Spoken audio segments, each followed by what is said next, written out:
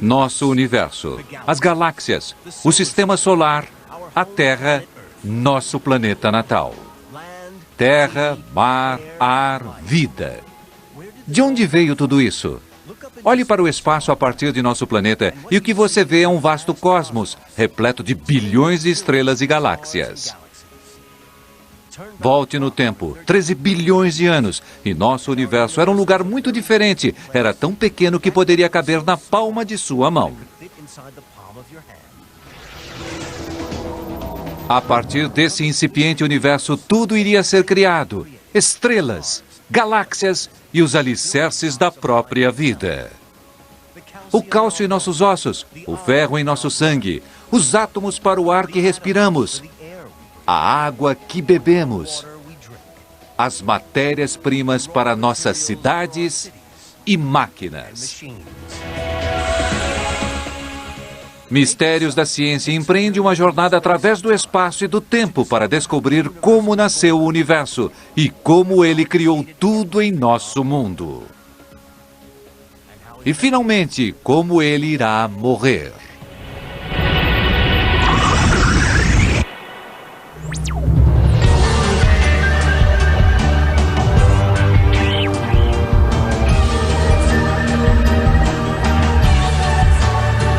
Mistérios da Ciência, o nascimento do universo.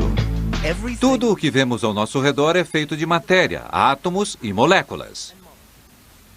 Veja esse carro. É um Ford Fairlane conversível 1956. É construído de muitos materiais diferentes, como aço, borracha e vidro. Vá mais fundo e esses materiais são feitos de combinações de elementos como ferro, silício, cromo e carbono.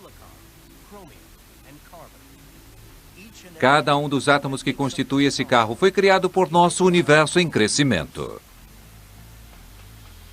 O físico Lawrence Krauss estuda como os átomos que vemos em nosso planeta chegaram até aqui. Na verdade, somos parte poeira de estrelas e parte poeira do Big Bang. A maior parte dos átomos em nosso corpo vem do âmago das estrelas, mas alguns deles já estavam por aqui desde os primeiros momentos do Big Bang. Assim, na verdade, somos indivíduos cósmicos. Cada um dos átomos foi criado durante bilhões de anos, enquanto o nosso universo evoluía. Assim, quando olhamos esse carro, todos os átomos desse carro vieram de explosões estelares, de processos de supernova e de evolução estelar, mas eles foram criados em ocasiões diferentes durante a evolução do universo.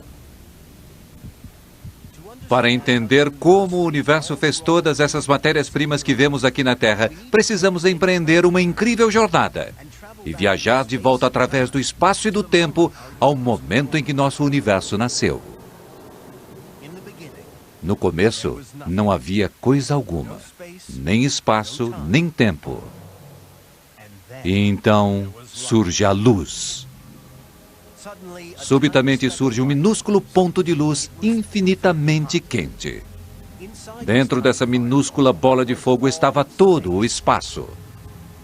Esse foi literalmente o começo do tempo.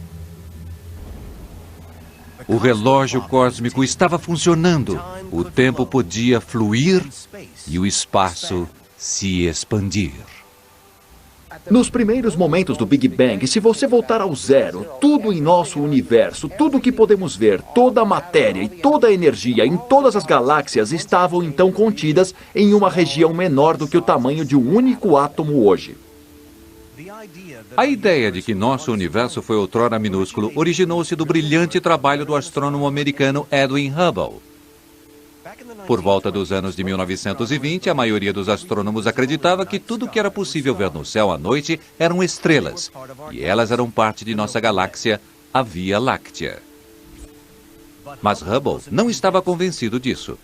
Ele estudou uma nuvem de luz em rotação chamada nebulosa Andrômeda e mostrou que era uma cidade-estrela. Uma outra galáxia distante e fora de nossa própria galáxia. Ele mostrou que essas outras galáxias estavam se afastando da nossa, e quanto mais distante estavam, mais rápido pareciam estar se movendo. O universo estava se expandindo. E se o universo estava se expandindo, então em algum ponto no passado ele deveria ter sido menor, muito menor. e deveria ter tido um início. Nascia ali a ideia do Big Bang. O físico teórico David Spergel é um especialista em Big Bang. A teoria do Big Bang não é realmente uma teoria de como o universo começou, mas sim uma teoria de como o universo evoluiu. Ninguém sabe exatamente o que aconteceu durante o Big Bang, mas cientistas de fato sabem que uma fração de segundo após o universo ter nascido, essa minúscula bola de fogo super quente já estava começando a se expandir. Não sabemos como o universo começou. Por isso, iniciamos nossa história quando o universo tinha 1/1000 de 1/1000 de 1/1000 de 1/1000 de minuto de idade. Muito jovem. O universo era do tamanho de uma bolinha de gude. Menos de 1 trilhão de trilionésimo de segundo depois do Big Bang, o universo do tamanho de uma bolinha de gude estava muito instável e passou por uma enorme explosão de crescimento. Durante esse período de expansão incrivelmente rápida, o próprio espaço se expandia mais rápido que a velocidade da luz.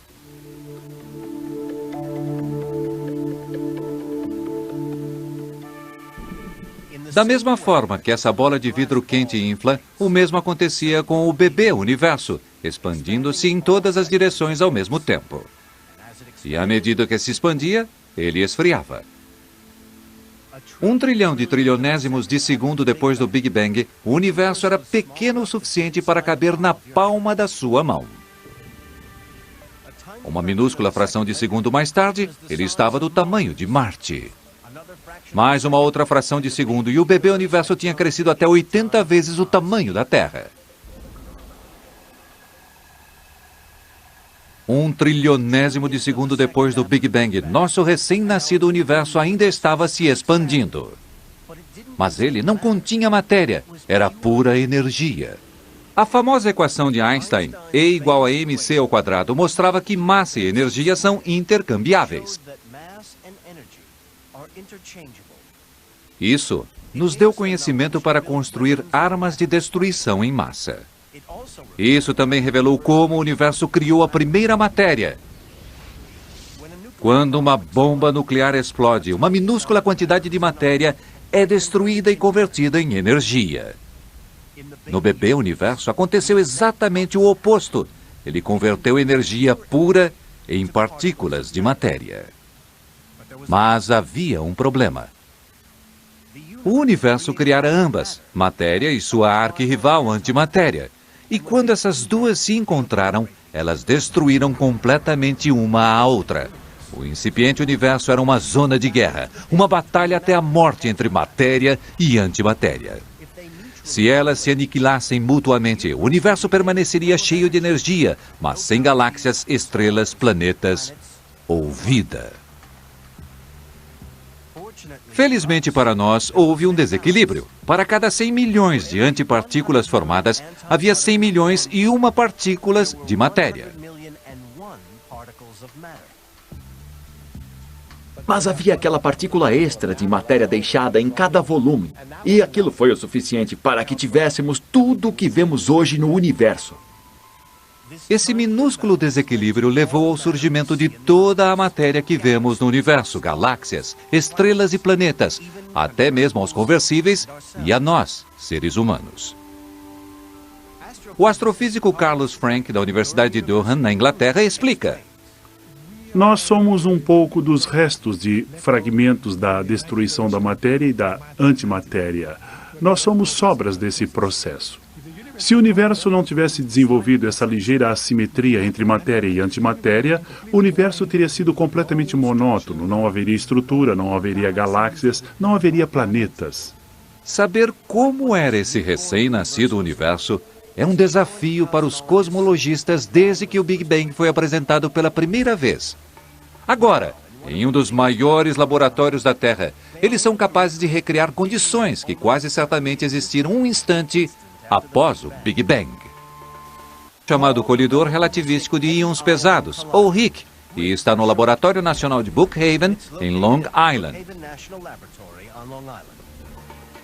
É como uma máquina do tempo, levando-nos a 10 milionésimos de segundo após o Big Bang. Aqui, cientistas como Todd Satogata aceleram partículas subatômicas até quase a velocidade da luz e então as fazem colidir umas contra as outras. As partículas correm por esse túnel circular de 800 metros de comprimento, em direções opostas 78 mil vezes por segundo.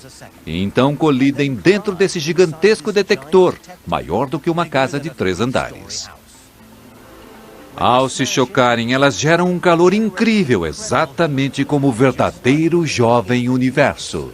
Acreditamos que o universo no início era extremamente quente, bilhões de vezes mais quente que o centro do Sol. E o que se está fazendo, esmagando esses núcleos juntos, é derretendo matéria, criando matéria quente o suficiente para nos dar um lampejo do que o universo parecia no início. Quando as partículas colidem, elas se quebram e lançam uma chuva de partículas ainda menores. É mais ou menos como se descobre do que os carros são feitos, observando-os colidirem um contra o outro. Você pode fazer com que 2 carros de corrida corram e se choquem um contra o outro de frente. E ao fazer isso, muitas vezes você começa a ver padrões diferentes. Um pneu aparece aqui, um radiador aparece ali, e pouco tempo depois você pode começar a perceber que um carro de corrida é feito dessas determinadas peças. O que os cientistas de Brookhaven descobriram é que dentro dessas colisões superaquecidas surge uma forma de matéria completamente diferente. E essa matéria contradiz as teorias anteriores sobre a natureza do início do universo. Porque não é um gás, é um líquido. Era super quente, 100 milhões de vezes mais quente do que a superfície do Sol. Havia tanta energia dentro do jovem universo que as partículas vibravam tão rapidamente que não tinham viscosidade, não havia fricção e ele fluía perfeitamente. Esse líquido é perfeito, não tem viscosidade e em um certo sentido seria o óleo de motor perfeito, exceto pelo fato do calor ali ser de 1 trilhão de graus. Dentro do colidor, esse surpreendente universo líquido existe apenas por uma minúscula fração de segundo.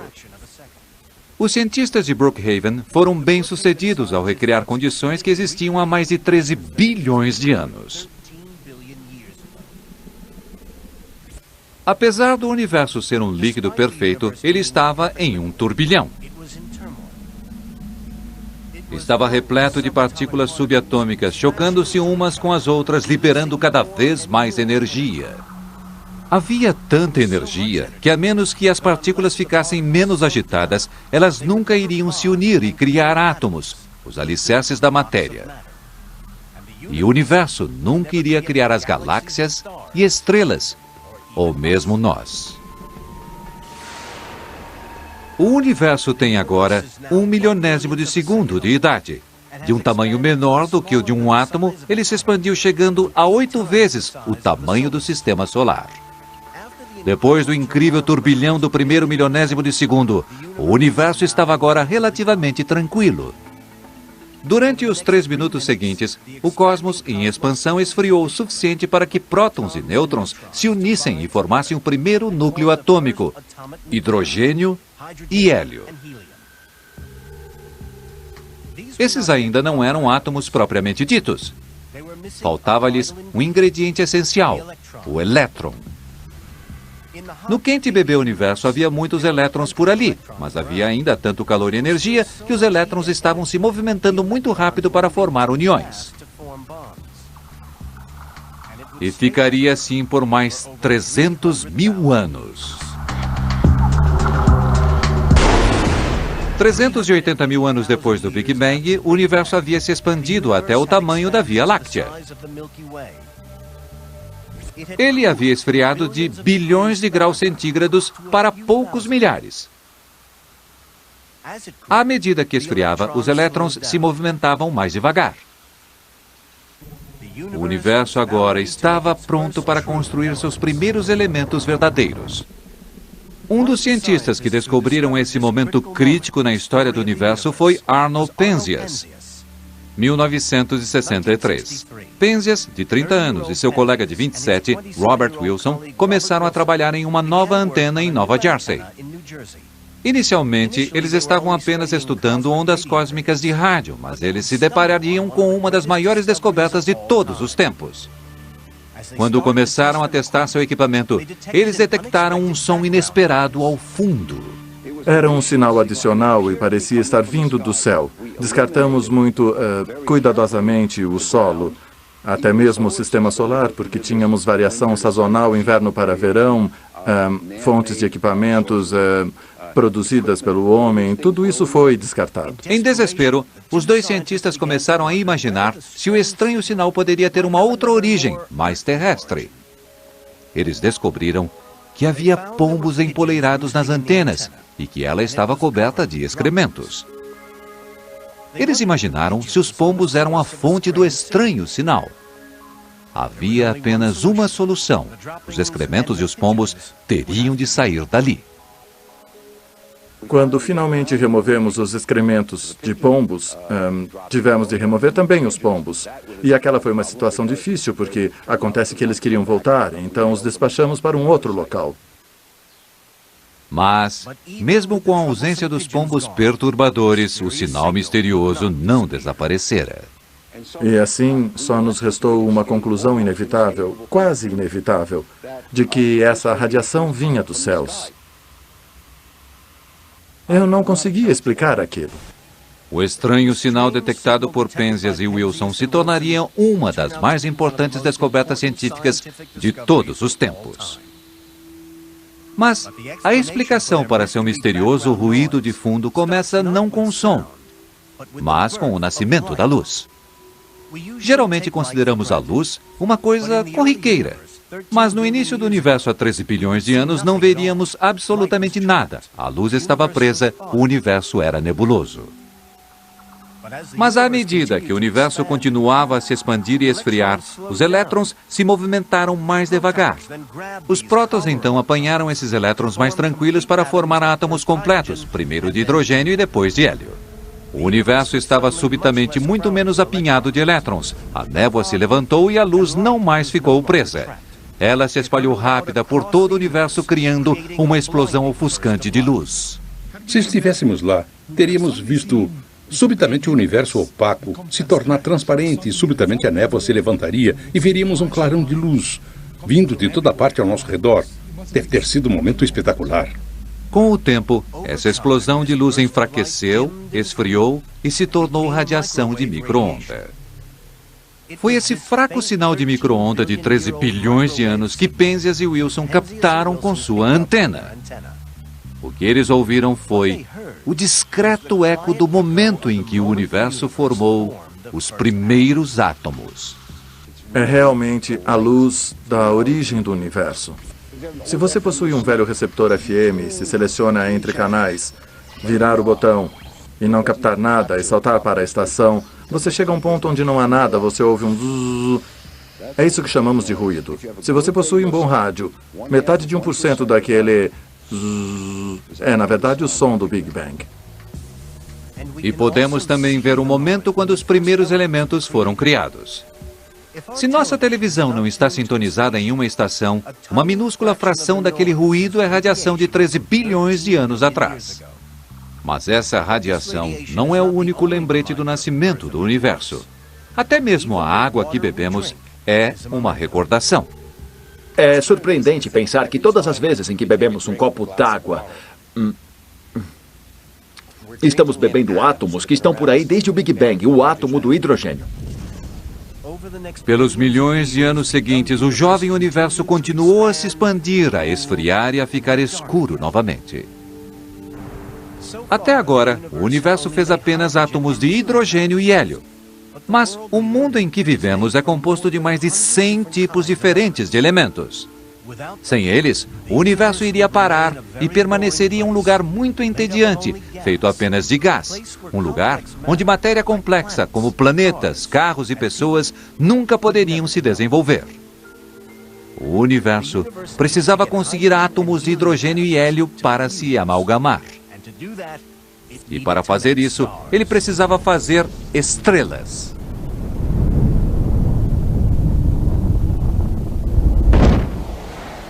O universo agora tinha 200 milhões de anos de idade, bilhões de anos-luz de um lado a outro. Sua temperatura caiu tanto que ele estava mais frio do que nitrogênio líquido, menos de 186 graus Celsius.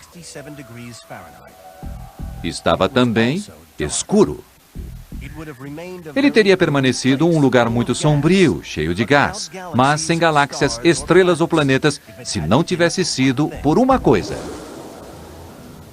O bebê universo não nasceu perfeito. Carlos Frank criou uma fantástica simulação em 3D de como o primitivo universo evoluiu.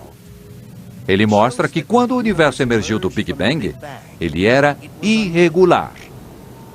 Surgiram pequenas rachaduras, que eram muito minúsculas, muito pequenas, e foi essa erupção, na face do bebê universo, que mais tarde se desenvolveu nos padrões que vemos hoje nas galáxias.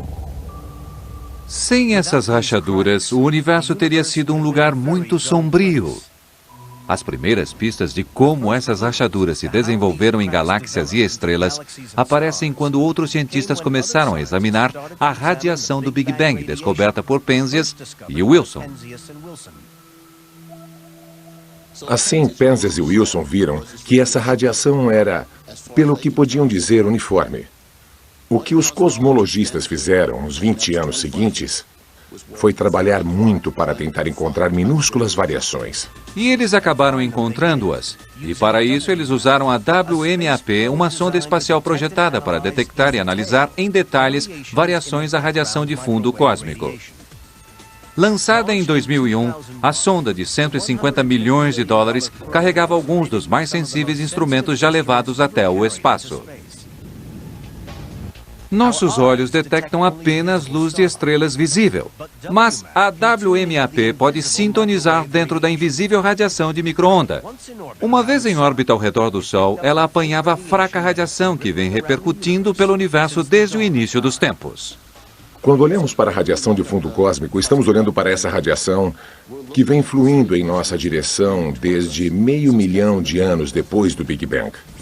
Inicialmente, o universo cósmico parecia sem brilho e parecia ser o mesmo em toda parte. Mas quando a WMAP revelou o contraste, os resultados foram espetaculares. O bebê universo não era nada uniforme e sem brilho, estava cheio de oscilações. Essas minúsculas oscilações nos dizem quais as variações em densidade, quantas coisas há e como ela varia de lugar para lugar. Essas regiões mais densas sucumbirão para formar agrupamentos de galáxias e superagrupamentos e as próprias galáxias. Essas regiões de pouca densidade irão crescer e se tornar regiões vazias entre galáxias.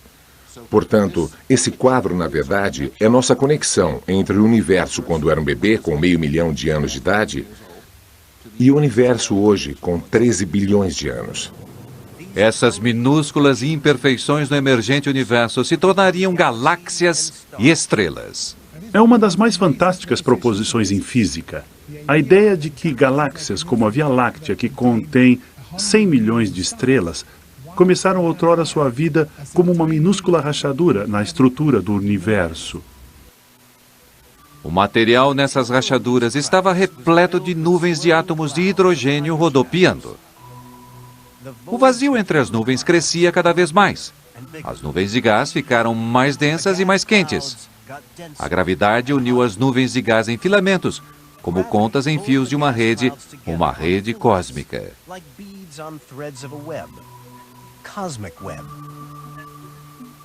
Onde os gigantescos filamentos formaram grandes glóbulos, estrelas e galáxias iriam se formar.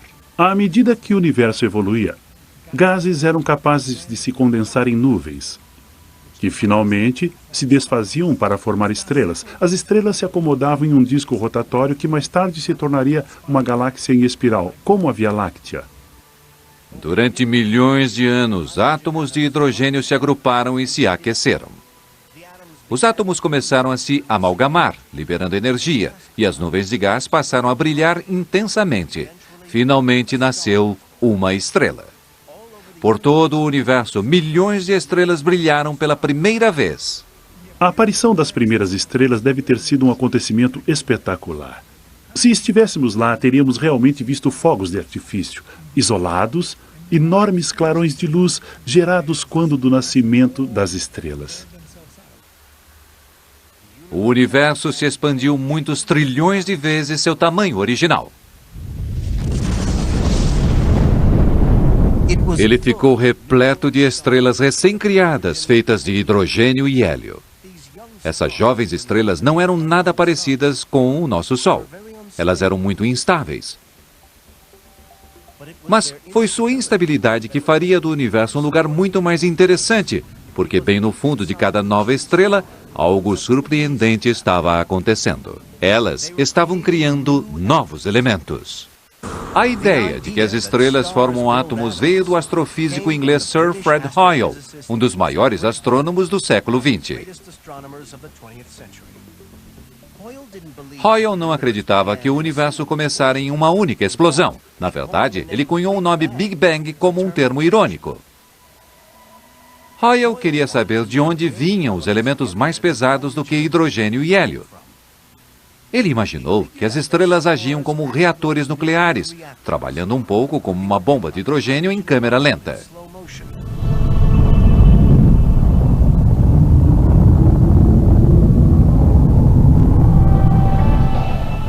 Mas muitos bilhões de vezes mais poderosa. E seu lixo nuclear eram novos elementos. Mas levaria anos até que cientistas pudessem confirmar sua teoria analisando a luz das estrelas.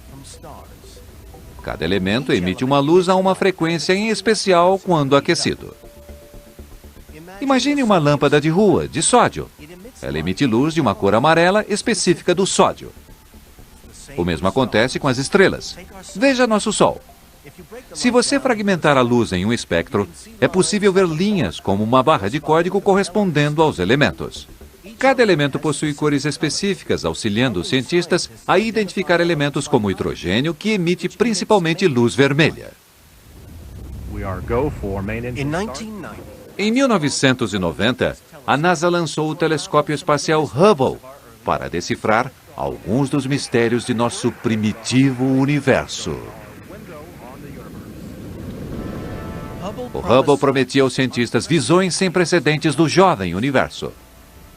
Seria possível olhar de volta através do espaço e tempo e examinar as primeiras estrelas para descobrir se elas estavam produzindo novos elementos.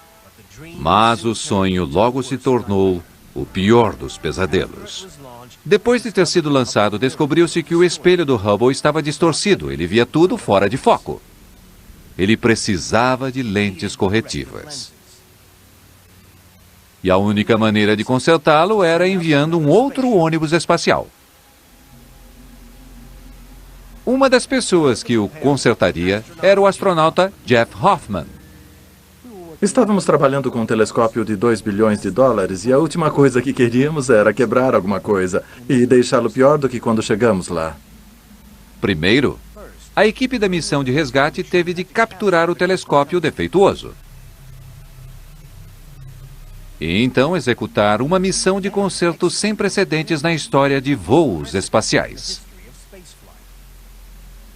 Primeiro, eles tiveram de abrir as portas de acesso na parte lateral do telescópio.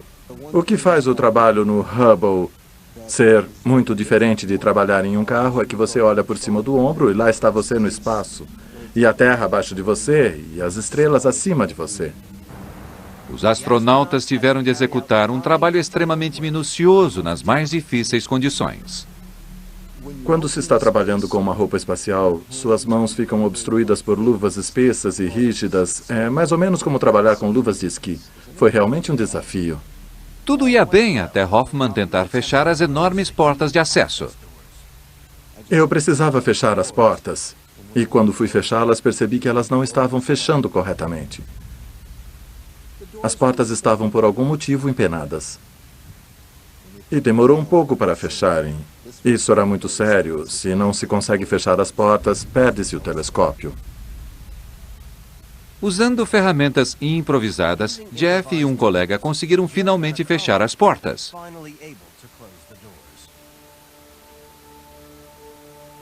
A equipe demorou 5 dias para consertar o telescópio com defeito. Cosmologistas pelo mundo todo estavam ansiosos. Eles esperavam ver se o mais dispendioso telescópio já construído poderia entregar o que as pessoas que o projetaram haviam prometido originalmente.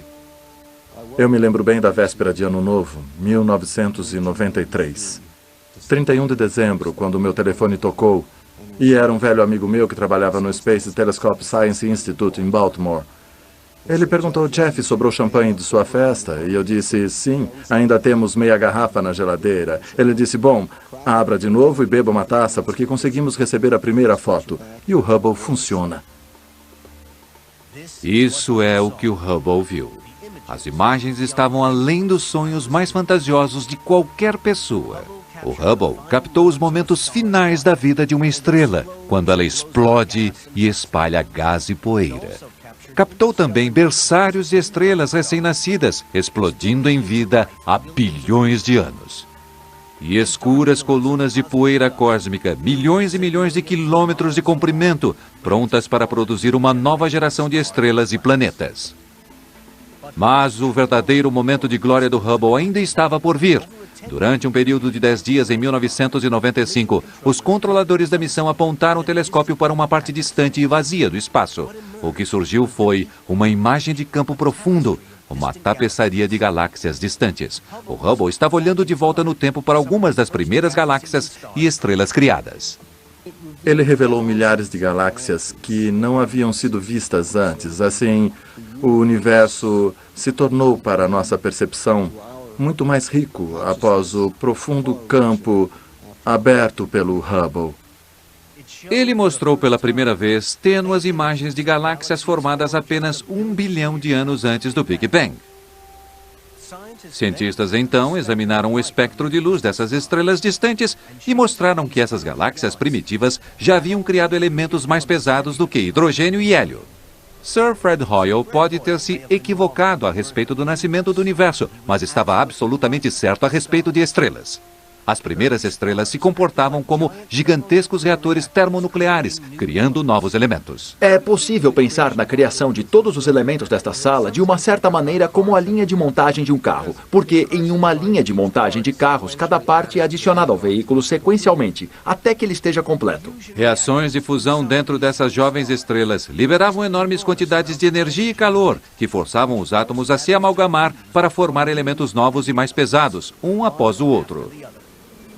3 núcleos de hélio se combinaram para formar carbono. 2 núcleos de carbono amalgamados para formar magnésio, magnésio para formar neônio e assim por diante, por um período de centenas de milhares de anos até o silício se amalgamar formando o ferro. Ferro é um átomo muito especial. Os prótons e nêutrons dentro de seu núcleo estão muito fortemente ligados, de forma que mesmo às temperaturas extremas dentro das estrelas não fariam se amalgamar em elementos mais pesados. Ele resolutamente permanece ferro. Era o final do caminho. A linha de produção de construção de elementos fechou. Mas nosso universo ainda não estava completo. Havia todos os ingredientes para fazer um copo d'água e alguns dos elementos para construir boa parte de nosso conversível. Havia também alguns poucos dos ingredientes para fazer um ser humano. O oxigênio, o cálcio de nossos ossos e o ferro em nosso sangue. Mas não havia ainda nenhum dos ingredientes essenciais, como cromo para o paralama de nosso carro. E alguns metais, como o zinco, sem o qual nossos corpos não conseguem sobreviver. O universo estava prestes a entrar em uma fase super criativa, na qual ele produz todos os elementos mais pesados do que o ferro. Para fazer as peças que faltam no nosso quebra-cabeças do nascimento do universo, seriam necessárias algumas das mais poderosas explosões que o universo já viu.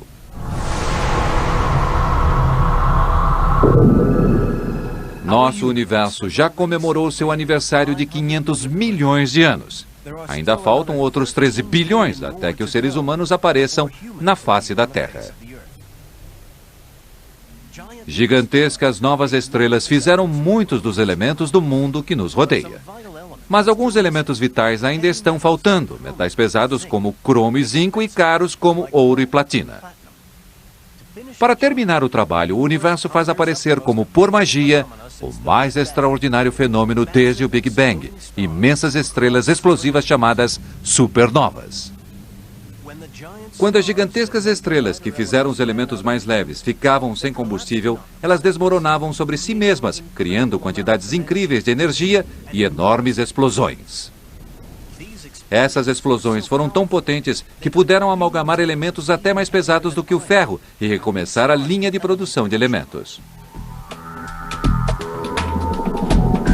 Tony Mezzacapa, do Laboratório Nacional de Oak Ridge, no Tennessee, acredita que sem as estrelas explosivas, a própria vida não existiria. A vida como a conhecemos certamente não existiria se não fosse pelos casos de desmoronamento das supernovas. Elas são muito claramente um dos elos principais de nossa cadeia de origem, desde o Big Bang até os dias de hoje. Uma das mais recentes e maiores supernovas mais próximas de nossa galáxia foi vista no hemisfério sul em 1987.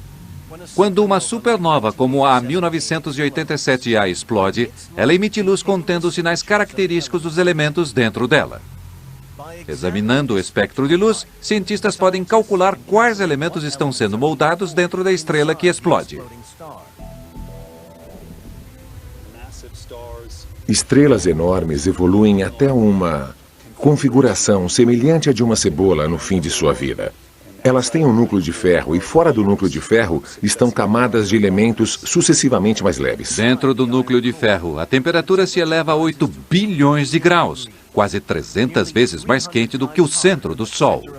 É tão quente que os átomos de ferro que afundaram para o núcleo das estrelas são feitos em pedaços. O núcleo se desestabiliza. Os núcleos então se desfazem em uma fração de segundos.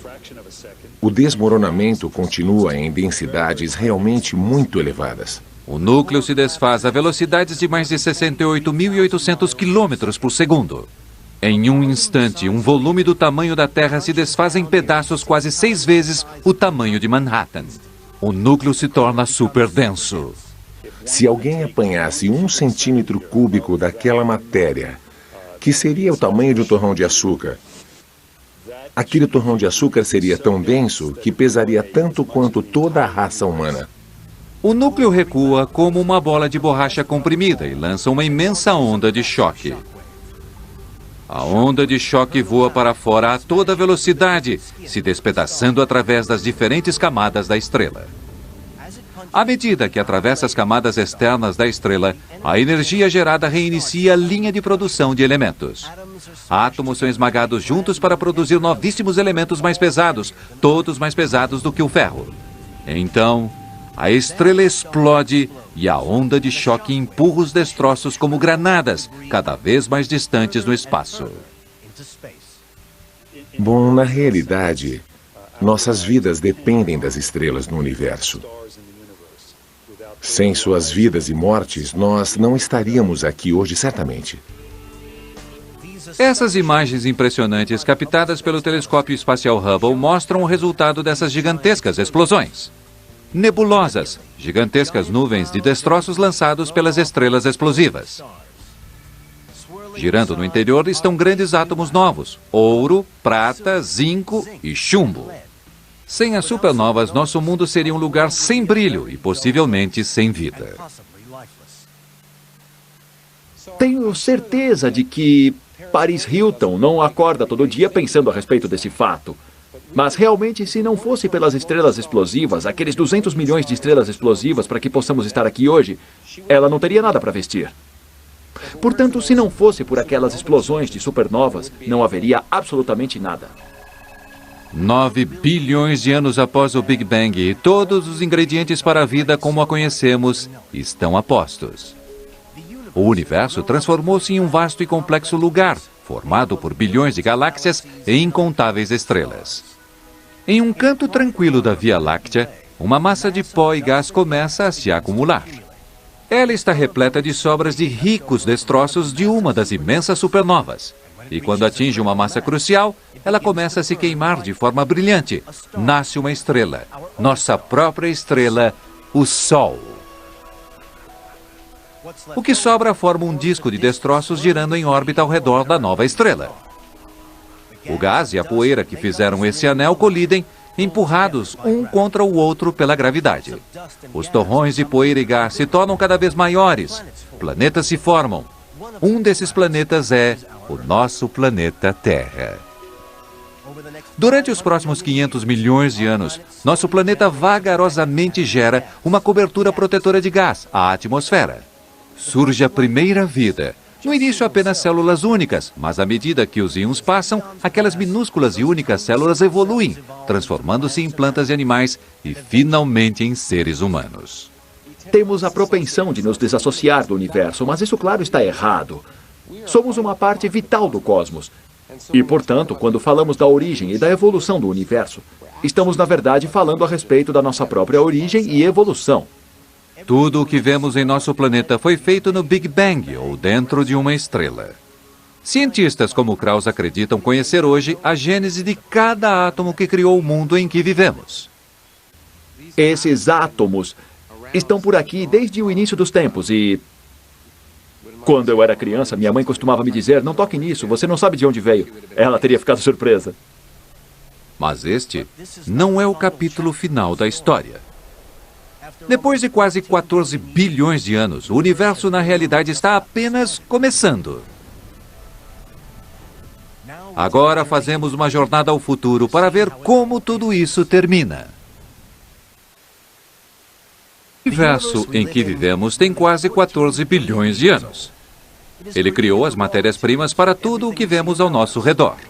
As estrelas, os planetas, árvores, cidades, automóveis, até nós mesmos. Nosso mundo está completo. Mas o universo está ainda evoluindo. Cientistas têm proposto muitas teorias a respeito de como iria acabar. Sabemos que nosso universo começou em um Big Bang. O que não sabemos ainda é como será o futuro de nosso planeta. Nosso universo pode acabar com uma explosão, um bang ou coisa mais exótica. Uma teoria sugere que nosso universo ficará sem fôlego e irá parar de se expandir. Cada estrela, galáxia e planeta, cada átomo começará a entrar em colapso. A teoria é conhecida como Big Crunch.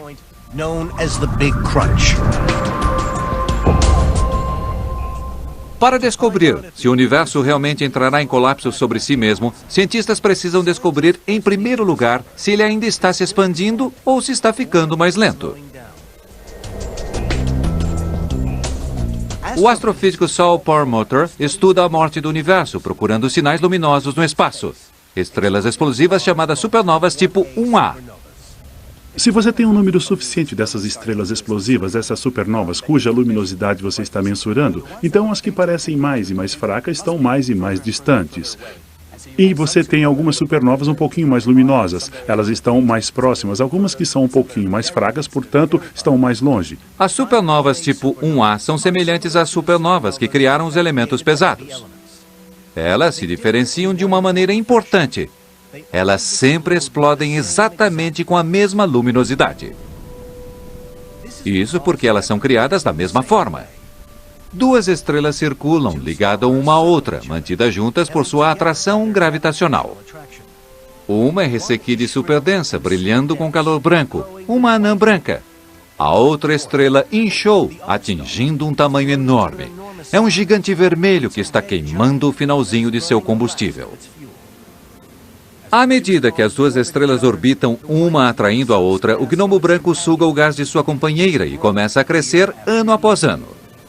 Quando chega a exatamente 1,44 vezes a massa de nosso Sol, o gnomo branco não resiste, entra em colapso e então explode, liberando uma erupção ofuscante de energia. Cada tipo de supernova 1A explode no mesmo ponto, em inglês chamado de tipping point, e assim são igualmente brilhantes e visíveis pelas vastas distâncias do universo.